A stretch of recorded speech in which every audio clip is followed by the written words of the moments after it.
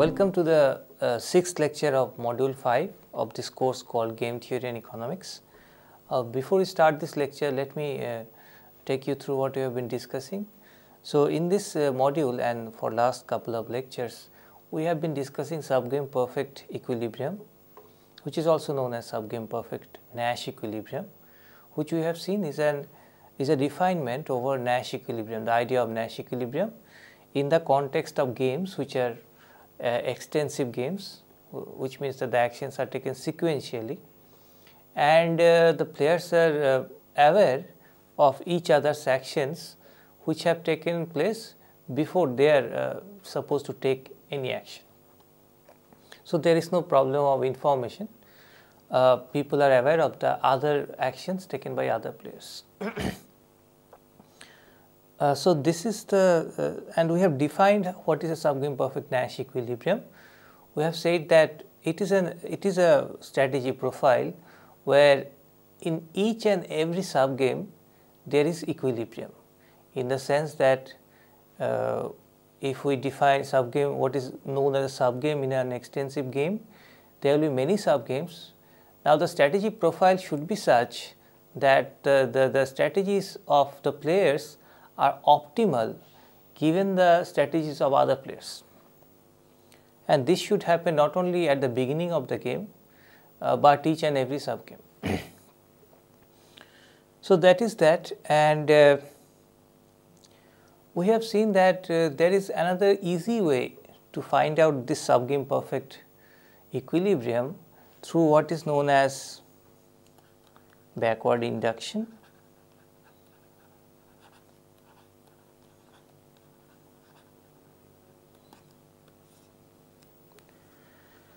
And this method of backward induction can be used if the game is a finite horizon game, which means that the length of the longest terminal history is finite. In that case, we can go back to the end of the game, look at subgames of length 1, find out what are the optimal actions of the players who are supposed to move at the beginning of those subgames of length 1, and taking those actions as given, we go backwards and try to find out in games of length 2, in subgames of length 2, what are the actions of optimal actions of the players who are supposed to move in the beginning of those subgames, that is subgames of length 2.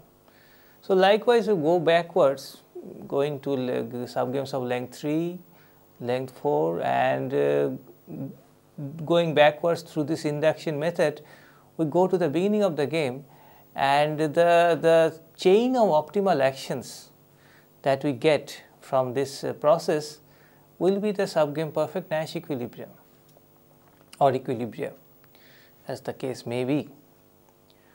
So, this is the method of backward induction. What we propose to do today is to discuss some exercises of using this method of backward induction and how to find out the subgame perfect equilibrium through this method. One exercise that we have done in the last lecture, which will be relevant today, was the exercise of synergic relationship.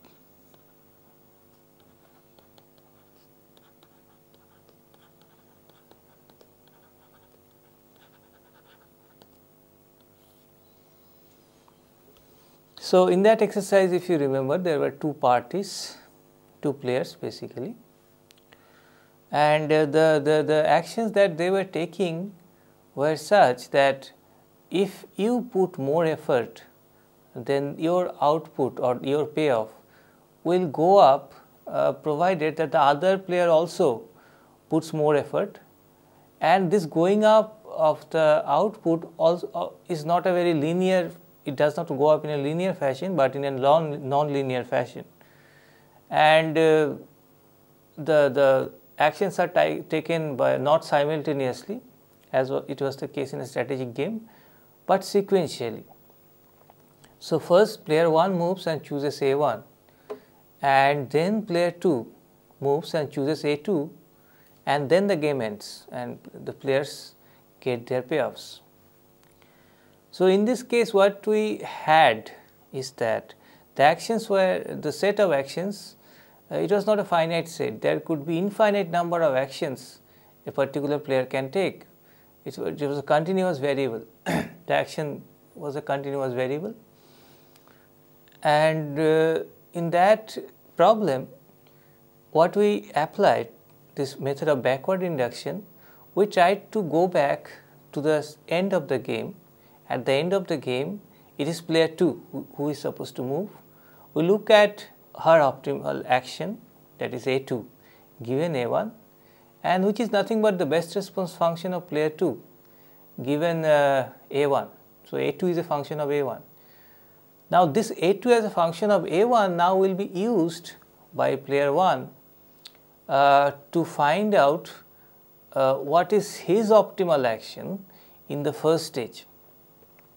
So, in this case player 1 is basically second guessing player 2 and taking a preemptive action such that his payoff becomes more than what could have been the case had they taken their actions simultaneously. So, this is one important conclusion that we derived in the last lecture. Today we shall start with one exercise which is similar in spirit to that synergic relationship example, and this is called the problem of labor union and firm. So, let me first read out the exercise and then we shall try to solve this. There is bargaining between the labor union and a firm which employs labor. The union has the payoff function U as a function of W and L, an increasing function of both wage rate W and the total labor employment L. The firm has the profit function pi, which is equal to RL minus WL. RL is the revenue. It is an increasing but concave function of L. So, if L rises, so total employment of labor, if it rises, it increases the utility or the payoff of the union because more of its members are getting employment. If more labor is employed, what happens to firm's profit? It rises, but not in a linear fashion, it rises in a declining fashion because the reason is that if you employ more and more labor, the productivity of the additional labor units goes on falling. So, the first labor might be adding a lot to your output, but the 100 first unit of labor might not be contributing that much to your output, and that is why your output will not rise that much, therefore, your revenue will not rise that much. So, that is the effect on revenue. And if I look at the profit function of the firm, revenue is not the only thing that I should consider. I should also consider the cost. If more labor is employed, there is more labor cost. So, unequivocally, if labor rises, L rises, cost rises, and we have assumed that this relationship is a linear relationship, W multiplied by L. So, this is what the union wants to maximize U, and this is what the firm wants to maximize. And there are two variables here, one is W and the other is L. Now, how is the bargaining taking place? In stage 1, the union proposes a wage rate W to the firm. In stage 2, the firm decides how much labor to hire. Solve the subgame perfect equilibrium of the game through backward induction. So, this is the exercise. There are two stages to this game. In stage 1, the union says, okay, we want this wage rate, this W for 1 unit of labor that you will employ, and after the union tells its W which it wants to have from the firm decides how much labor it will employ. And so W and L are decided, and then the two players get their payoffs. We have to decide which is the subgame perfect equilibrium through the method of backward induction. Now, why did I say that this exercise is relevant to the synergic relationship exercise? Because here there are many similarities. First, there are two parties involved and there are two stages. The union, let us call it U, is like the first player. And here comes the second similarity. The variable that it is deciding, which is W, is a continuous variable, like it was A1 in that synergic relationship exercise, which is also continuous. W can presumably take any positive, it can take 0 also hypothetically, any non-negative value, and then, so that is why I have this continuous range here for W, and after it has decided W, then the firm moves in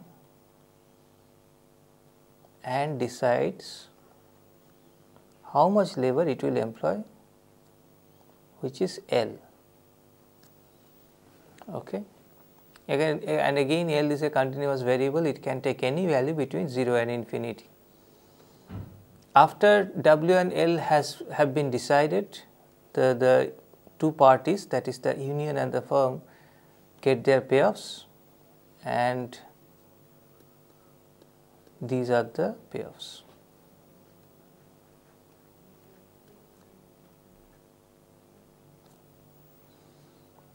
So, this is where the game ends, and we have to figure out how to find out the subgame perfect equilibrium. Now, as before, what we shall do is that we shall start with subgame of length 1, which is this subgame, find out the optimal action of the firm and go backward and try to see what is the optimal action by the union if the firm has taken its final optimal action. Now, to go into that, before we go into that, let us look at the nature of these payoff functions. First, let us look at U. This is the payoff function of the union. We know the following.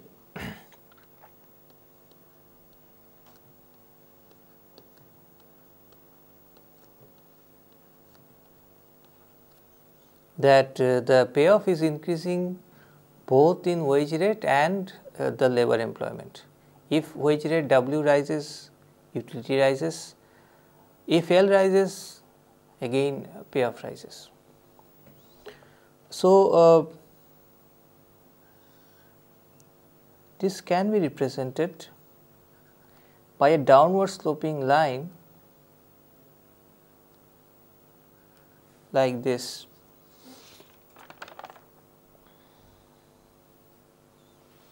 This line or this line, these are called indifference curves.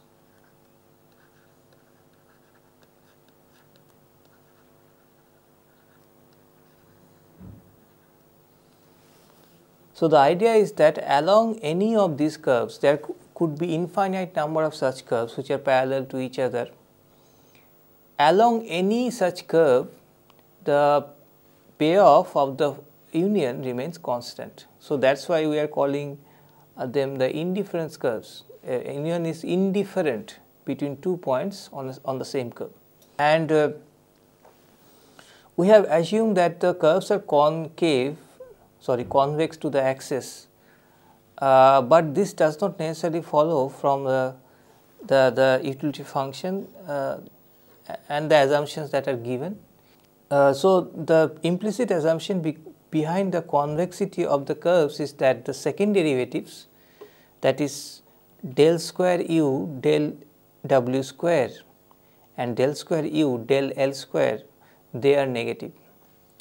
So, the utility margin, what is called the marginal utility of wage rate and L are positive, but they are diminishing, and therefore, we have this convex indifference curves.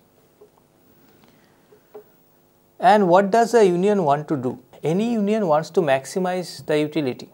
So, it wants to go as far as possible away from the origin.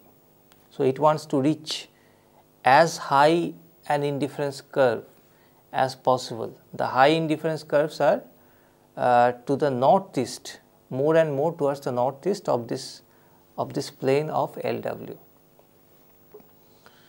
So, this is what the union wants to do. And what does the firm want to do? Firm wants to maximize this pi, and pi is given by this, and we have this relationship between L and R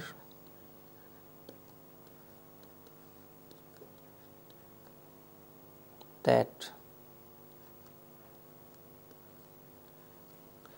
the first derivative is positive, which means that if more labor is employed, revenue rises, but it rises at a declining rate, because if you remember, the firm has a profit function pi, the revenue is an increasing and concave function of L. Concave function of L means that its slope goes on declining, which means that the second derivative is negative. So, diagrammatically it will look like the following.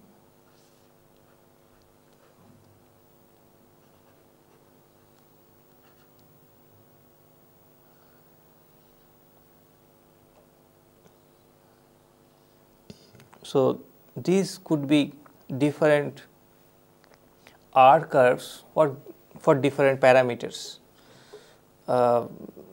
In particular, in general, R could be function of not only L, but other parameters also. So, I can have many R curves, but since in this particular example no other parameter is given, let us suppose this is the only revenue curve that I am concerned with. Now, what the firm wants to maximize is not this R, but R minus WL. So, one can draw a WL curve also. This will be a straight line, a linear function of L, W is constant in this diagram.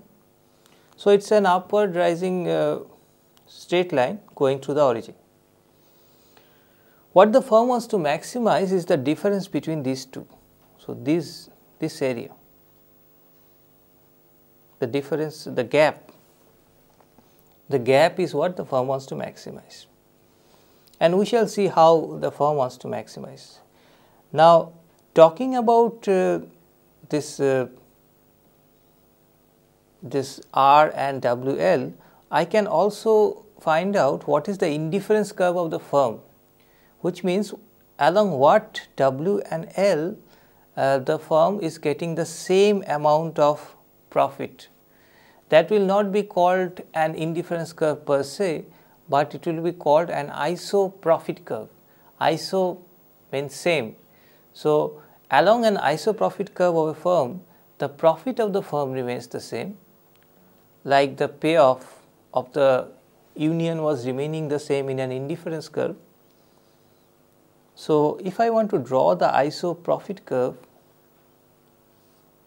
of the firm,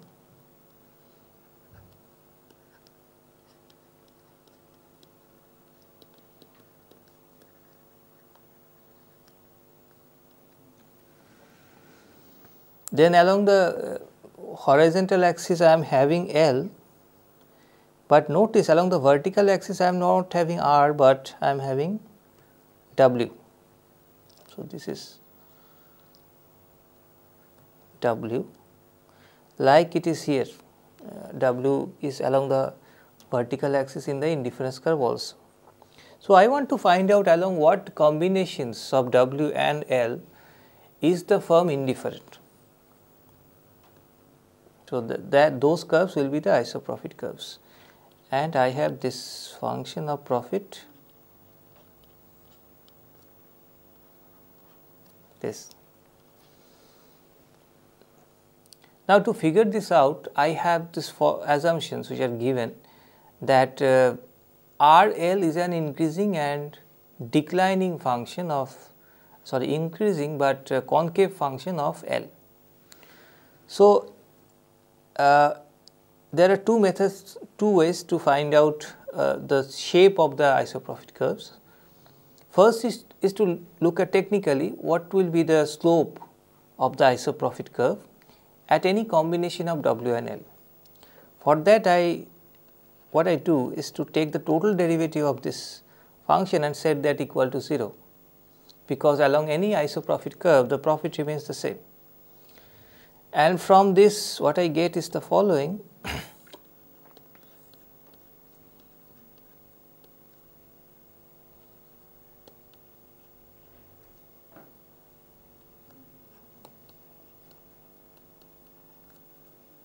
This is what I get by taking the total derivative equal to 0.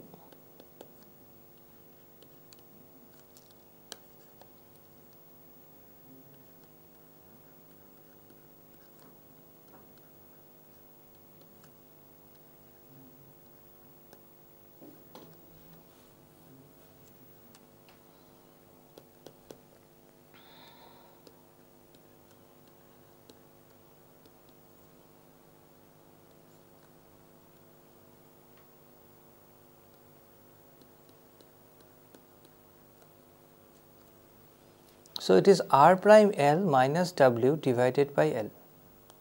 This is the slope of the isoprofit curve at any combination of W and L.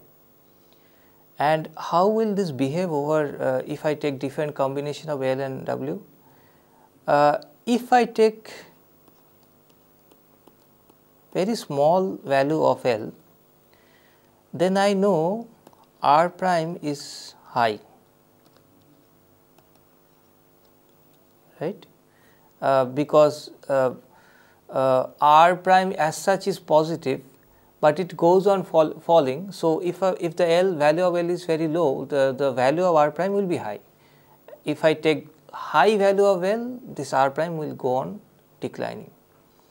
Now, if R prime L is high, then R prime L minus W, it will be positive, because I can take L as small as possible, so that R prime L eventually becomes higher than W. So, in this case, the slope of the isoprofit curve will be positive. So, it will be an increasing function like this, but as L goes on rising, R prime L will go on declining, right, and eventually a situation will come where R prime L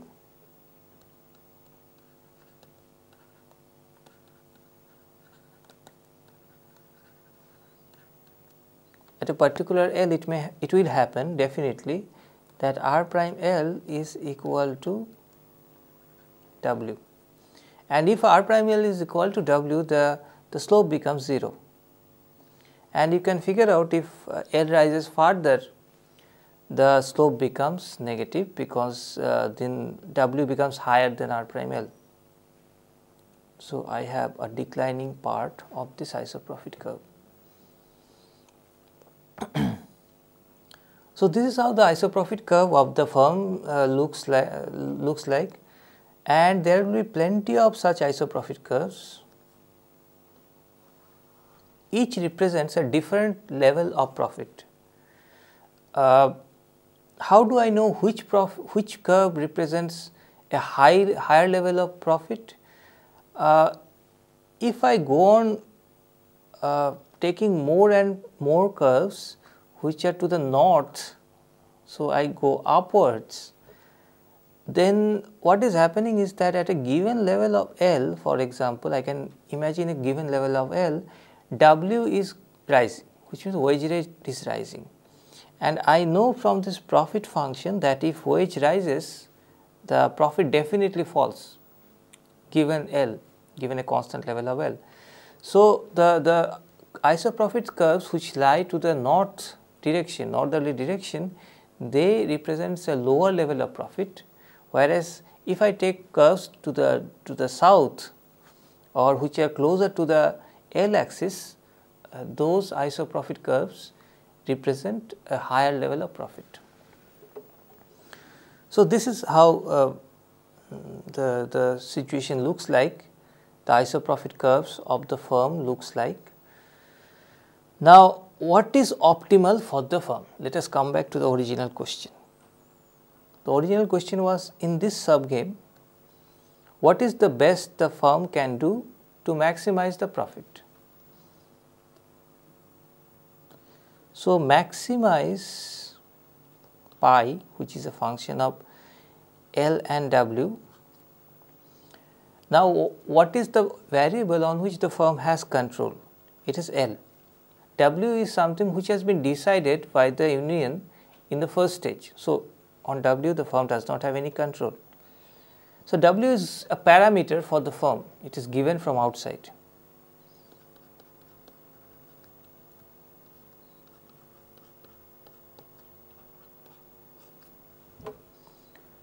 And if you have a function which is a function of just one variable, which is L here, and you want to maximize the function, then we depend on the first order condition.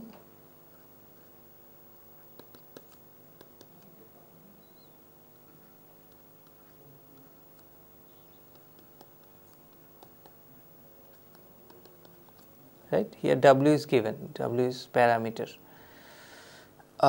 So, set it equal to 0. So, applying this FOC or first order condition to this particular function, I get the following condition, that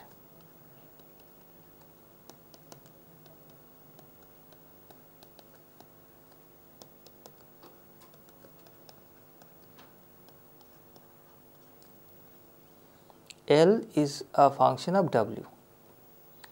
Let us call this f of W. So, this L as a function of W, this f function is the function which optimizes the profit of the firm in second stage given the W which has been decided by the union in the first stage. So, this is the solution from the subgame of length 1. This can be also represented by this diagram. This diagram is something which you have seen before. I'm sorry, this is R. So, you have this rising R function and you have this WL. Now, if W is given, what is the level of L which is maximizing R minus WL? It is given by this tangency point, where the slope of the R function, which is R prime, is equal to the slope of this line, which is nothing but W. So, this is the point. Okay, this is FL, sorry, FW. Given W, this is the level of L which maximizes the profit of the firm.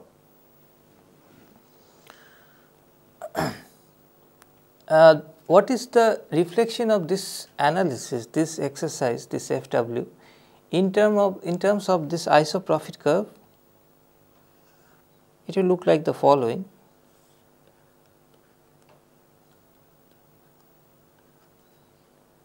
Remember, there are plenty of isoprofit curves.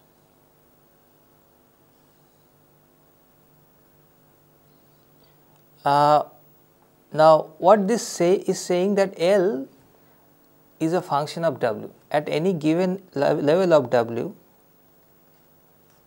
what is the L that maximizes the profit? Basically, this is the L that maximizes the profit. Any firm will like to have or like to reach that isoprofit curve which is closest to the L axis. Now, if it chooses a point like this, the corresponding isoprofit curve is this, which is a lower level of profit. Here also the profit is even, this point represents a even lower profit. So, this is the point where the profit is maximum. So, if I have different levels of W, I am essentially getting different levels of optimal L, and this is the line that connects all these optimal L's, and this is the line which is nothing but FW. Here F as a function of W, it is just the other way around. Basically, W is the independent variable here, whereas that independent variable is represented along the y axis. So, FW is the decision of the firm given a value of W. Now, we shall go backwards and try to find out what is the optimal action by the union. So, in subgames of length 2, and there is just one subgame of length 2, that is after history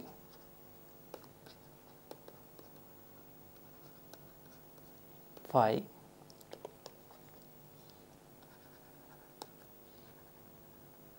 the union has to decide, the union maximizes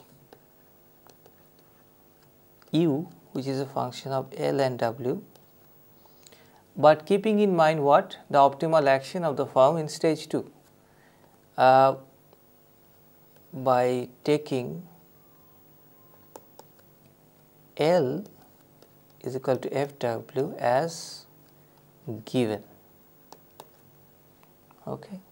So, the idea is to maximize, and what is the decision variable here? It is W is the decision variable.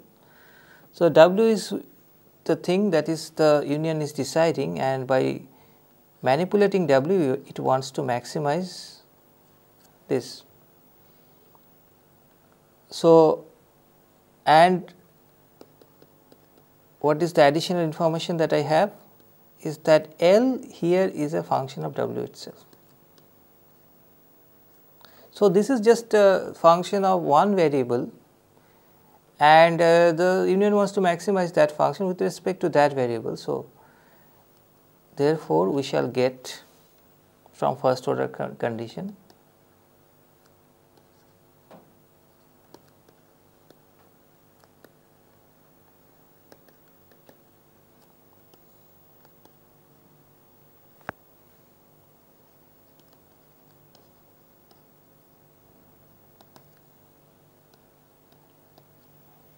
right. Just differentiating this function with respect to W and set that equal to 0, and that will solve for W star. So, this is how it is done. First, L is expressed as a function of W, then that relationship is taken by the union and used to maximize its own utility. So, in terms of, this is the thing in terms of mathematics, but diagrammatically how does it look?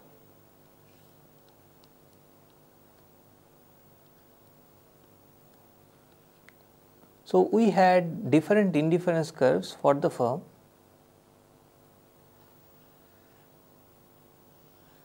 Downward sloping convex indifference curves, and we also had this relationship which is known as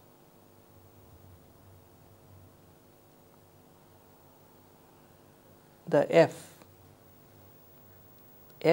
as a function of W. So, what is the W in terms of this diagram, which is W star, which is the optimal for the firm? Well, this relationship FW is given, and it is taken as given by the union. because it is decided by the firm. Now, taking this as given, the firm wants to maximize its utility, and remember the indifference curve which are to the northeast represents higher level of utility, and therefore, it wants to touch, the union wants to reach or touch as high an indifference curve as possible, and again this is going to happen at the point of tangency. So, therefore, this is my W star, and given this F, I have got this L star, which is basically the L which the firm will decide in the next period.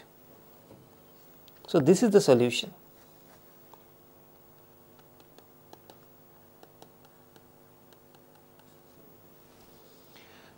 One interesting property of this solution is that this solution is not an efficient solution. From this equilibrium, this W star and L star, which is a subgame perfect Nash equilibrium, one can reach a better equilibrium, more efficient equilibrium, and this I shall show by diagrams. Let me draw a different diagram so that the picture is not cluttered.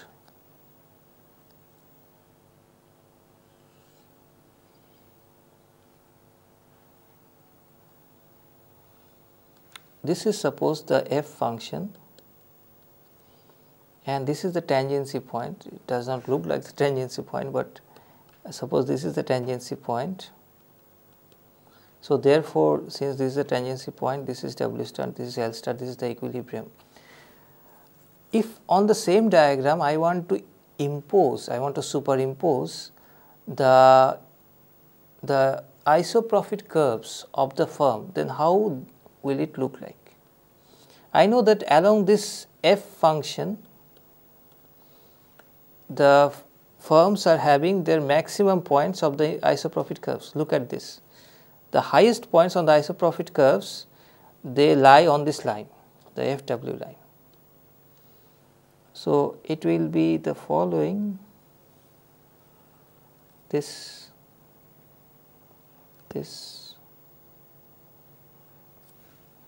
right.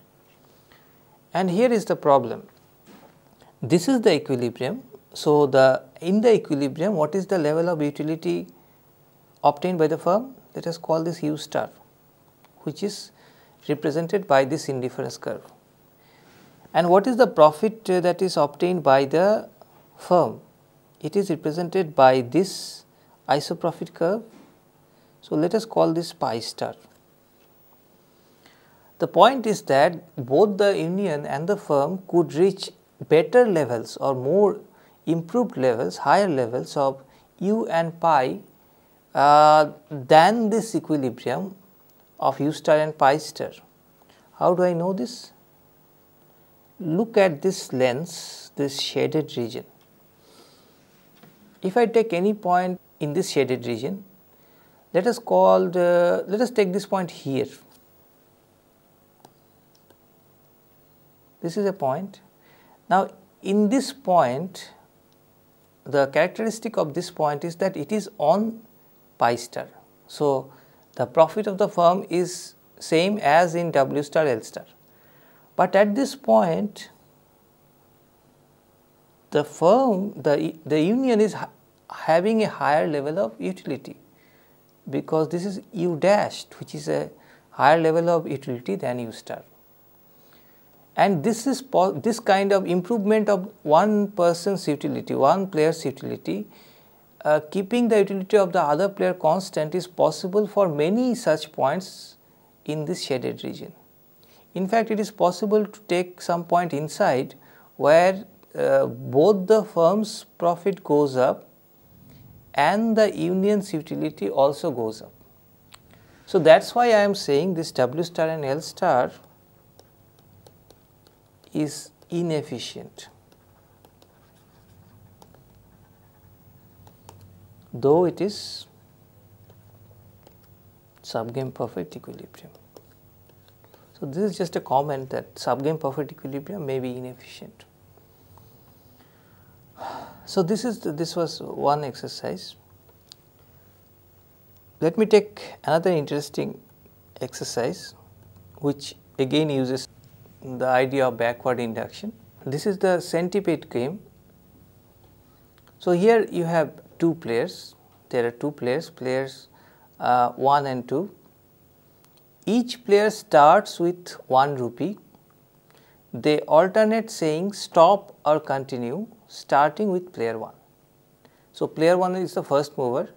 It either says stop or continue. When a player says continue, 1 rupee is taken away by the referee from his pile and 2 rupees are put in the other player's pile.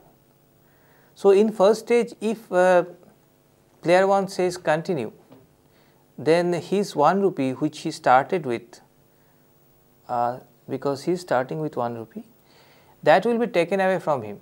So, he will be left with 0 rupee, and the other player, the second player, will be given 2 rupees. So, the second player will be getting in all 3 rupees in the second stage. As soon as either player says stop, the game is terminated and each player receives the money currently in her pile. So, if in the second stage player 2 says stop and does not say continue, then player 2 will get all those 3 rupees and player 1 will be left with 0 rupees. Alternatively, the game stops if both players' piles reach 100 rupees. So, this way the game continues. If in stage 2 player 2 does not say stop but says continue, then 1 rupee will be taken from him and 2 rupees will be given to player 1. So, in the third stage player 2 will be getting will be left with 2 rupees and player 1 will be left with 2 rupees, and then it is up to player 1 to continue or not to continue. If he says continue, again 1 rupee will be deducted from his pile and 2 rupee will be given to player 2, like that. Why does the game end? If everyone continues to say continue, then the game stops if both players' piles reach 100 rupees. So, once both the players are getting 100 rupees each, the game is stopping there. What is or are the subgame perfect equilibrium or equilibria of the game? So, this is a game of perfect information.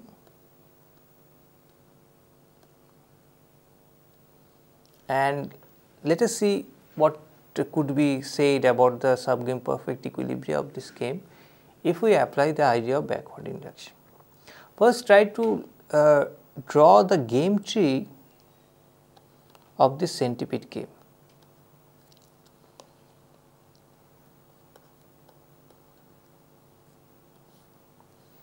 So, I know the starting point is player 1 and player 1 can say stop, S is stop and C is continue.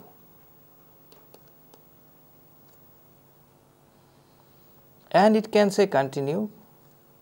If it continues, the game reaches player 2. If stop is the decision by player 1, the game ends there, it is terminated there.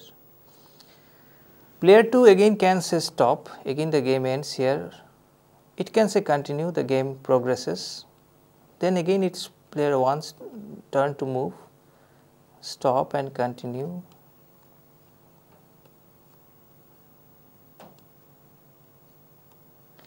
So, that is the way it moves on, and you can see why it is called the Centipede game. Where does it end? It ends somewhere here, where 100 rupees is by each of the players is reached. Now, who is the last player that moves and therefore the piles reach 100 rupees? Something we can know if we look at this pattern of the payoffs. So, let us look at the pattern of the payoffs. In stage 1, if player 1 says stop,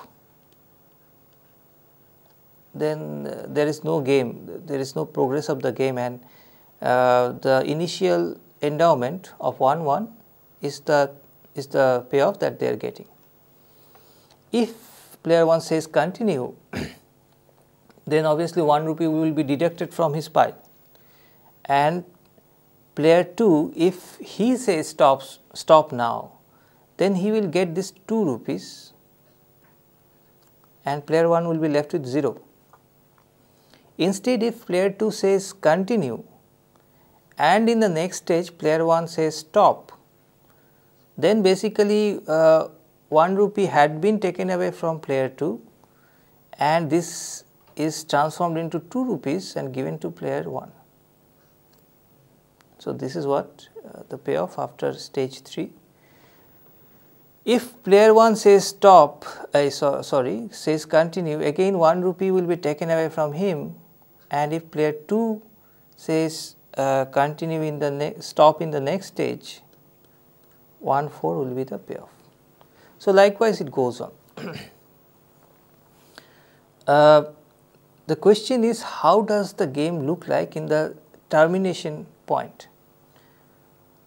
One thing is important is that when the payoffs are equal, that is 100-100, that is a decision taken by player 2. See, here 2-2 is happening, and this was the payoff which was taken by player 2. He said continue, and that is why it became 2-2. Likewise, here also player 2, if he says continue, then only, and if player 1 says stop, the game stops here, then only it becomes 3-3. Right. So, the last decision must be by player 2. And what about the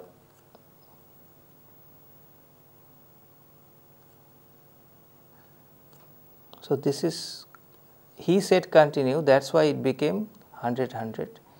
If he had said stop, then what would have happened? That can also be figured out.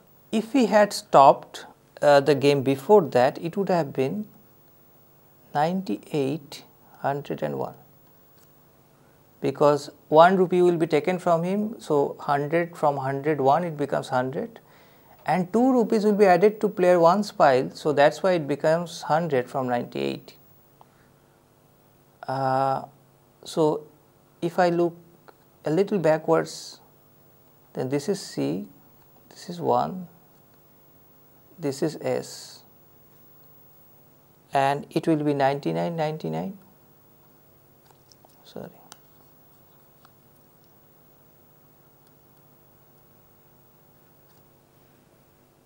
Right, because 1 is saying continue, if he had not said continue, and if he had said stop, it would have been 99-99, because from 99 1 rupee is taken from player 1's pile, so it becomes 98, and 2 rupees are added to player 2's pile, that is why from 99 it becomes 101.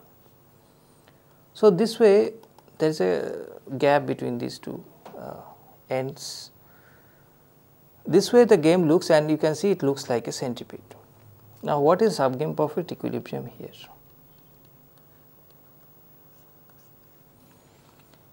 Interestingly, here there is a unique subgame perfect equilibrium, and that is saying stop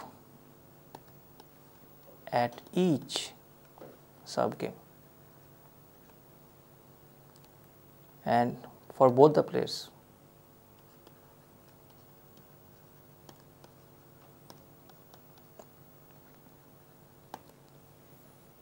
Why is this so? Because again I can go back at the end of the game. At the end of the game, player 2 has to choose between 101 and 100, and definitely he will stop at 101, which is more than 100. And given that player 2 is going to stop at 101, which gives player 1 98, there is no reason for player 1 to continue at this stage, because he is getting 99 here. So, why should he pass on the game to player 2 where he will get 98. So, the same reasoning basically takes us back, and basically it means that the game ends here itself, which means the terminal history is this.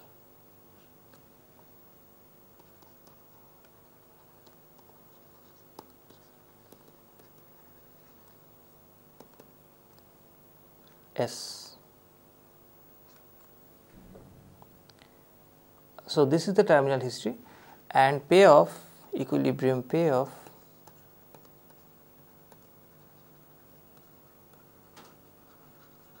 is obviously 1 1. So, this is again one important and interesting result that we are getting, that the subgame perfect equilibrium could be very inefficient. This game, if they had trusted on each other, they could have got 100 each, and which is much better than 1 1. So, because the players are thinking that the other players are rational, and depending on the rationality of the other person, therefore, gives them a payoff which is much suboptimal than what they could get at 100. Let me take another exercise and then we shall close this lecture. This is the exercise of heterogeneous objects. Let me just describe the game, maybe we will not have time to finish this exercise. Two people choose k which is greater than two objects in turn. First, player 1 picks up an object, then player 2 picks up one. In the third round, player 1 gets to move, etc. Preferences of the players are different. No player is indifferent between any two objects. Each player evaluates a set of objects according to the sum of the values she assigns to the objects in the set. Let xk denotes the object least liked by the player who does not choose the object in stage k. Let xk minus 1 denotes the object among the objects except xk least preferred by the player who does not choose in the stage k minus 1. This way we can denote all the k objects by x's. Show that there may not be any subgame perfect equilibrium in which player 1 chooses her favorite object in the first round for k is equal to 3. Also show that if k is equal to 3, the game has a subgame perfect equilibrium in which for each j going from 1 to k, the object xj is chosen in stage j. So, it is quite a long question. Let me try to do the first part of the exercise, which is the following, that there are two players, suppose they are 1 and 2, their preferences are different.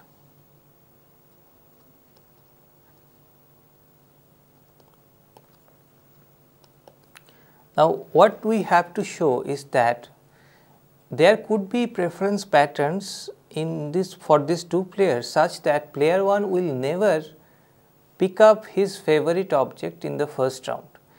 These two players are picking up their choices, their objects from a set of 3 objects. So, 3 objects are there. In first round, player 1 picks her object. Now, this object may not be her favorite, and that is what we have to show. And in second round, player 2 picks up her object, and in the third round, player 1 again picks up her object, and then the game terminates because there are only 3 objects. What we need to show is that in subgame perfect equilibrium, it can happen that player 1 does not pick up her most favorite object in the first round, and that is what we want to show in the next lecture. And that there is also the exercise that it will, if I define these 3 objects in terms of x1 and x2 and x3 in a particular way, which we shall discuss in the next lecture, then x1 will be chosen in the first round, x2 will be chosen in the second round, and x3 will be chosen in the third round. So, that is where we shall begin in the next lecture. Thank you.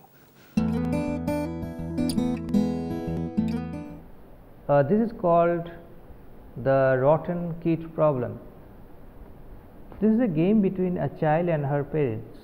First, the child takes an action A, which produces income for the child, denoted by ICA, and income for the parents, IPA. Then parents choose a bequest B for the child.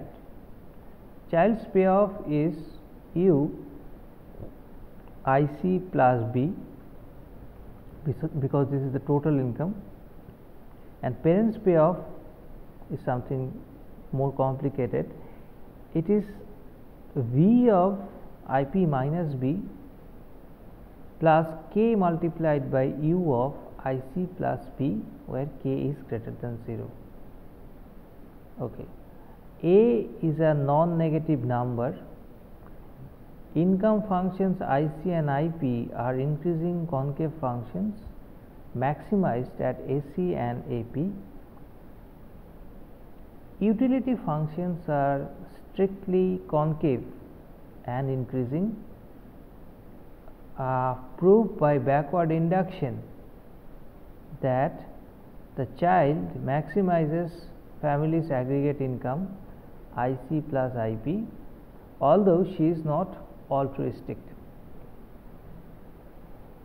So, let us first briefly in terms of notation describe the game. First move is made by the child, and the variable that she chooses, it is a continuous variable, it is called A. Once A is chosen, that A is determining two things.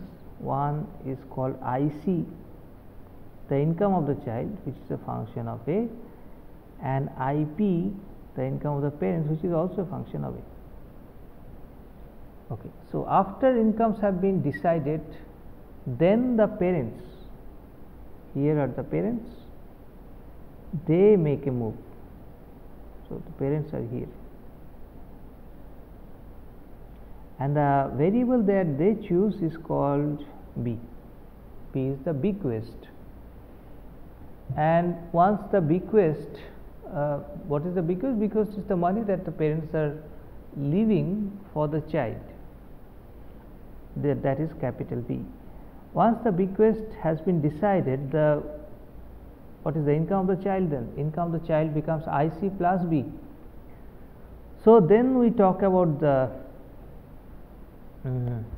utility, that is the payoff of the child, which is given by capital U IC, which is a function of A plus B, all right, and the payoff of the parents, which is in fact a composition of two things. One is V, which is IP, which is a function of A, minus B plus small k multiplied by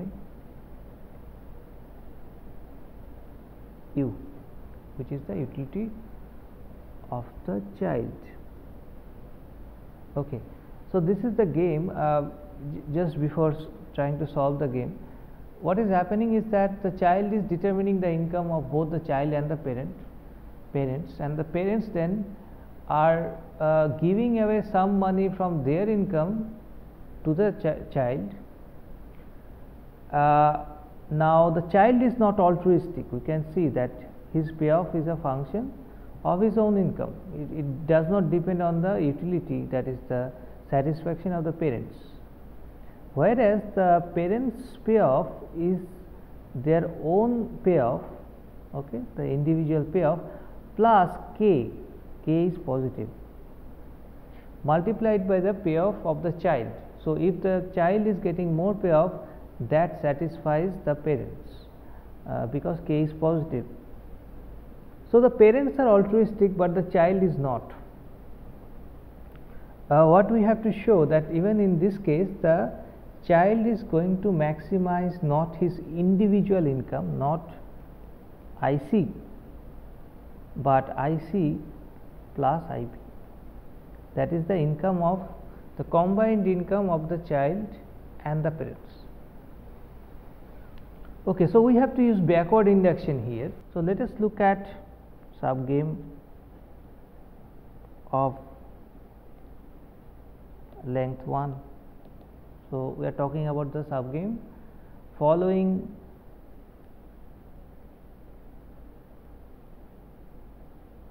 A.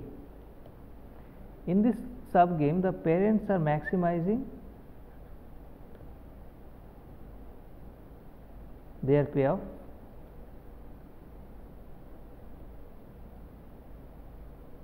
so they are maximizing this function.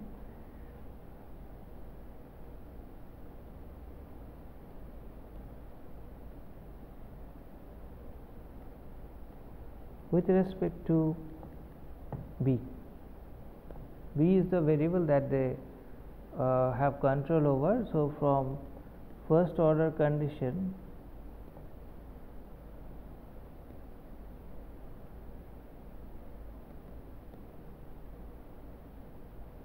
we shall have V prime, sorry, this should be minus.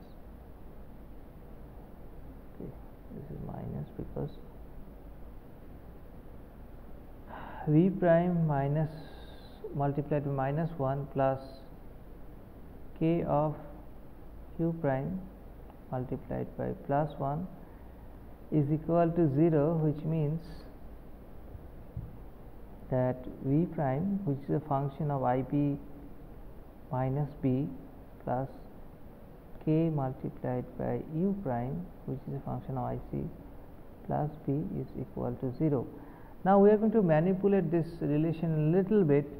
We are going to take partial derivative with respect to A.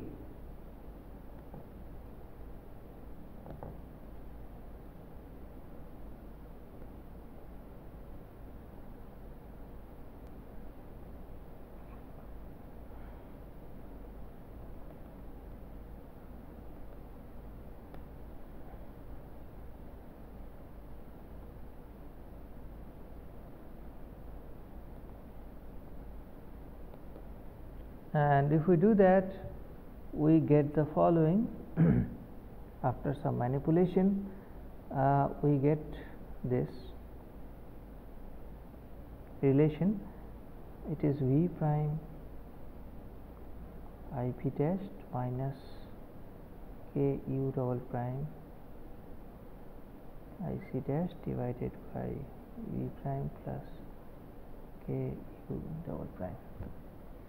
Now this is what is known by the child, that the parents are maximizing their payoff here, and now taking that into account, the child is going to maximize his payoff. So child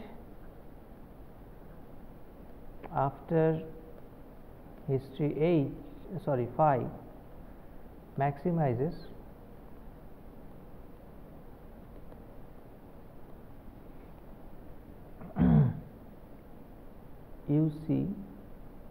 U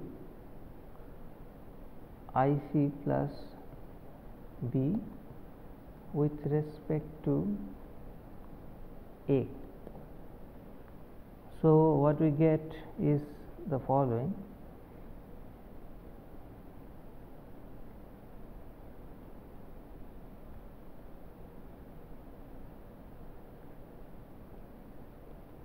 This is the first order condition,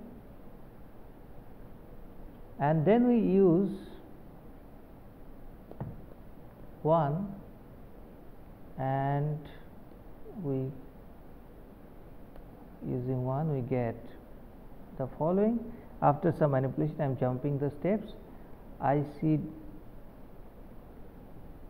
dash plus IP dash is equal to 0, which means that IC plus IP is maximized with respect to A, hence the proof.